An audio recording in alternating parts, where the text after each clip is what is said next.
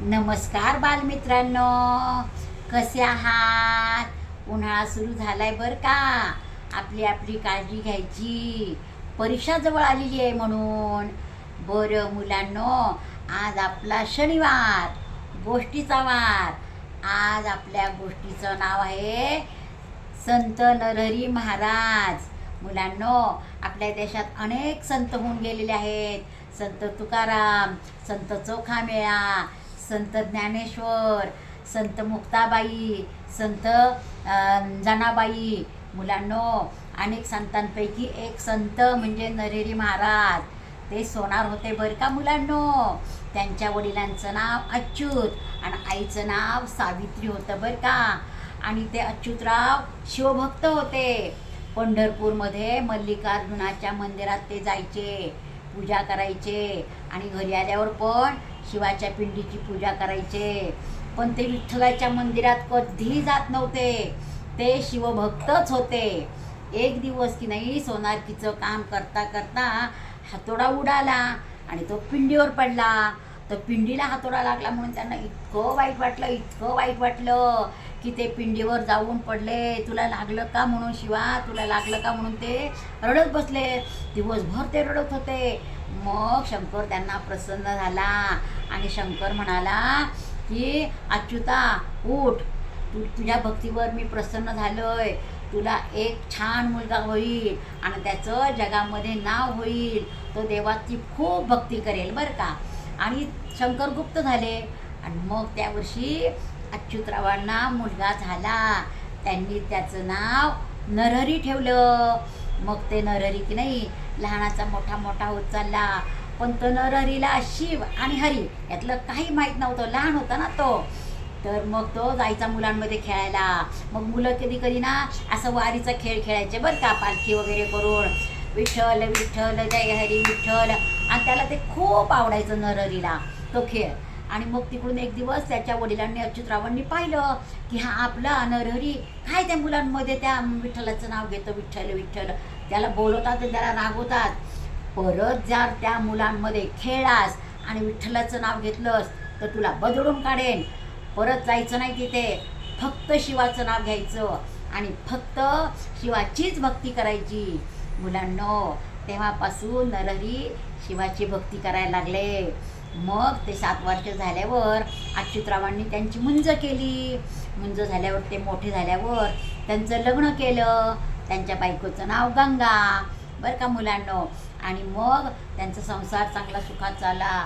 ते खूप सुंदर दागिने करायचे बरं का नरहरी महाराज. पण ते विठ्ठलाच्या मंदिरात कधी जात नव्हते, शिवाचीच पूजा करायचे.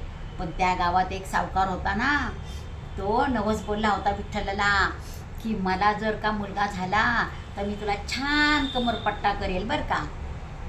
मग त्यांना की नाही मुलगा झाला सावकाराला बरं का. आणि मग ते म्हटले आता कमरपट्टा करायचा विठ्ठलाला, मग कोणाकडनं करायचा.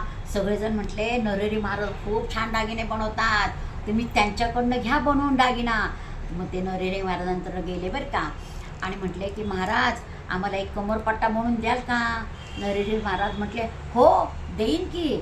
तर ते म्हणे पण कुणाला बनवायचं आहे. म्हणे विठ्ठलाला बनवायचं आहे. बरं विठ्ठलाला काय, नाही नाही नाही नाही नाही, मी विठ्ठलाला बनवणार नाही, मी फक्त शिवाची भक्ती करतो. त्या विठ्ठलाच्या मंदिरात जायचं, ते माप घ्यायचं. कुणी सांगितलं, मी विठ्ठलाच्या मंदिरात जात नाही. अरे बापरे, पण नाही नाही आम्हाला तर तुम्हीच कमरपट्टा करून द्यायचा आहे, सावकार म्हणाले. मग ते म्हणाले जा आणि तुम्ही माप घेऊन या, मी त्या मापाचा कमरपट्टा करून देतो. मग सावकार गेले, माप घेतलं आणि कमरेचं माप घेतलं विठ्ठलाच्या आणि आणून दिलं. मग त्याप्रमाणे त्यांनी सुंदर कमरपट्टा केला बरं का. इतका आवडला सगळ्यांना, इतका आवडला सगळ्यांना. पण ते गेले आणि कमरपट्टा बांधतात विठ्ठलाला तर काय तो छोटाच झाला. मग काय ते परत आले आणि म्हणे अहो हा तो छोटा झाला. ते म्हणे अहो मी तुम्हाला माप दिलं होतं त्याप्रमाणे केला, तुम्ही परत माप घेऊन या. मग परत माप आणल्यावर तो जरा मोठा करून दिला बरं का. मोठा केल्यानंतर ते गेले आणि सावकारांनी लावून बघतात तर काय कमरपट्टा परत मोठा झाला खूपच. मग ते त्यांना खूप राग आला. मग ते नरहरी महाराजांना म्हणाले तुम्ही तर कारागीर खूप छान आहेत, पण हे काय लहान होतो मोठा होतो असं कसं, तुम्हीच चला माप घ्यायला. ते म्हणले मी येणार नाही, तुम्ही पुजाऱ्याला सांगा. मग पुजाऱ्याने पण माप घेतलं आणि दिला, तरी पण तो छोटाच झाला. मग काय करायचं म्हणे, मला नका सांगू, तुम्ही दुसऱ्यांकडनं करून घ्या. नाही नाही म्हणे, तो तुम्ही केलाय ना, तुम्हीच करायचं आहे, तुम्ही विठ्ठलाच्या मंदिरात चला. मग शेवटी गंगा त्यांची बायको ना, ती खूप समजूतदार, ती म्हटली, अहो असं काय करता, देवाला करायचं आहे ना तो, तर तुम्ही असं करा, तुम्हाला विठ्ठलाचं तोंड नाही ना पाहायचं, मग तुम्ही डोळ्यावर पट्टी बांधा आणि जा मंदिरामध्ये आणि तो माप घ्या, विठ्ठलाला काही पाहू नका. तर ते म्हणे बरं. मग डोळ्यावर पट्टी बांधली, विठ्ठलाच्या मंदिरात गेले आणि असं माप घेणार, तर त्यांच्या हाताला असं व्याघ्रांजीन म्हणजे शिवाच्या शंकराच्या कमरेला ते वाघाचं कातड असते की नाही, तेच लागलं. अरे बापरे, ही तर वाघाचं कातडं कसं काय, आणि आपण आपल्या शिवाला बघायला डोळ्याला पट्टी बनवून आलो म्हणून त्याने असं केल्यावर तो विठ्ठल दिसल्यावर परत त्यांनी पट्टी घेतली बरं का डोळ्यावर आणि माप घ्यायला लागले. तर त्यांना गळ्यात रुद्रमाळा लागल्या आणि खांद्यावर असा नागोबा दिसला, तर ते म्हणजे लागला हाताला. तर ते म्हटले, अरे बापरे, आपण तर शंकराचंच माप घेतोय, म्हणून त्यांनी परत पट्टी काढली. बघता तर विठ्ठल.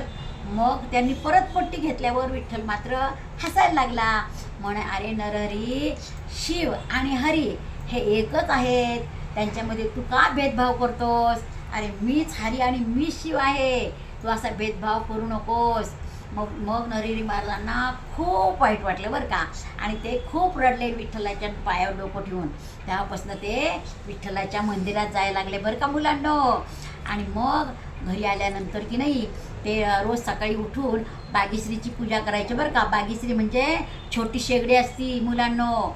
सोनार लोक पहिली आंघोळ करून आले की दुकानामध्ये झाडलोट झाली की पहिली बागेश्रीची पूजा करतात, त्या छोट्या शेगडीची. कारण त्या छोट्या शेगडीमध्ये सोनं तापवायचं असतं, चांदी तापवायची असती, आणि तिला देव मानलेलं असतं, अग्नी ना ती, म्हणून त्याची पूजा करतात.